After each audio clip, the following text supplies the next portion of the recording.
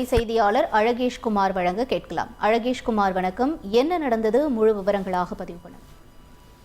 தமிழக முன்னாள் முதல்வர் எம்ஜிஆர் அவர்களின் 37வது நினைவு நாள் இன்று தமிழகம் முழுவதும் அனுசரிக்கப்பட்டு வருகிறது.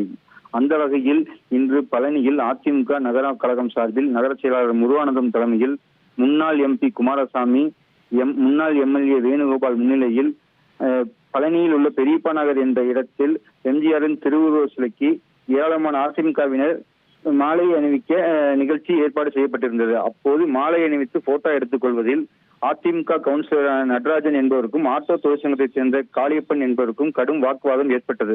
வாக்குவாதத்தை முற்றியது அது இருவரும் ஒருவருக்கொருவர் ஆபாசமாக பேசிக் கொண்டனர்.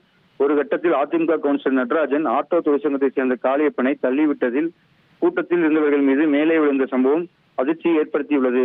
மேலும் இருவரும் ஒருவரை ஆபாசமாக தொடர்ந்து பேசிக் கொண்டதால் அருகில் இருந்த கட்சி தொண்டர்கள் இருவரையும் விலக்கிவிட்ட சம்பவம் பெரும் பரபரப்பை ஏற்படுத்தியுள்ளது. இந்த வீடியோ காட்சி தற்போது சமூக வலைதளங்களில் வேகமாக பரவி அதிர்ச்சியை ஏற்படுத்தியுள்ளது. விவரங்களுக்கு நன்றி அழகேஷ்.